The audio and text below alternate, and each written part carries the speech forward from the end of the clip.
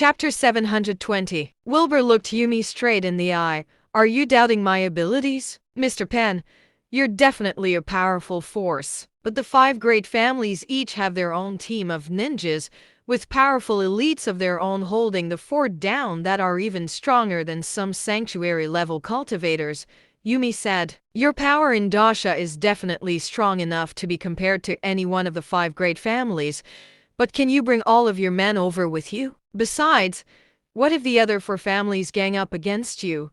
You won't be able to win then. That's not something you have to worry about. Just tell me one thing. Would you like your family to reign supreme? Wilbur asked calmly. Yumi frowned. Of course, anyone would want their clan to be the most powerful out of them all. But the 5 great families had a deeply rooted history in Karatopia, and there was not much the nation even dared to do to them. It would be impossible for Wilbur to challenge the 5 great families on his own. In the end, Yumi still ending up saying, Mr. Penn, I don't think that's possible. Wilbur smiled. I knew you would say that. But it's fine. We can start with your family too. Wilbur had made up his mind, and what Yumi was offering would be far from enough to make him embark on the trip. His goal for this trip was to see just how powerful the 5 great families were. Wilbur also had plans for Cape to start its business empire in Karatopia and have Yumi be his cover. Yumi frowned. That sounds like the best way to go. I'll be grateful enough if you even manage to help me control my family. All right. Let's go as soon as possible then.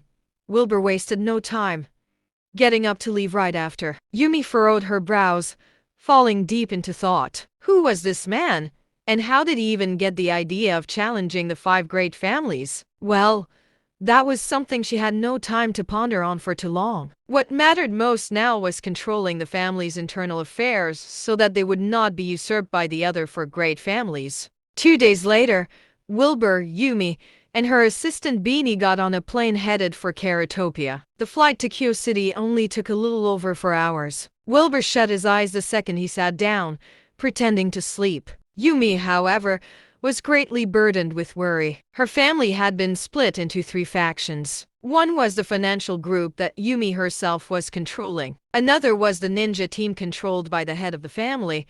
But the last one was a hidden faction controlled by Yumi's brother. Yumi still had financial power now, as well as a certain level of martial power, but the head of the family had control over the true fighters of the family.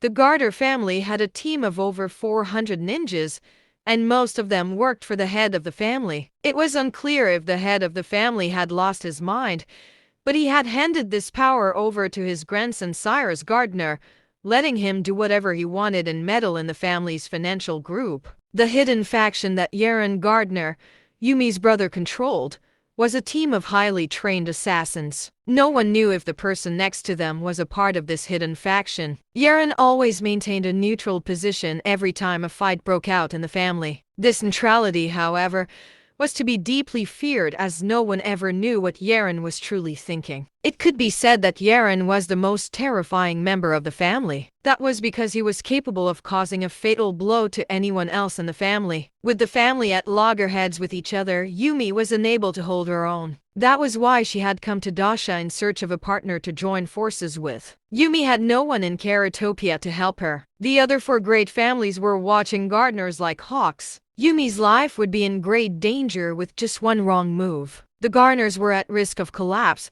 and Yumi could not help but worry. She had, of course, relayed all of this to Wilbur.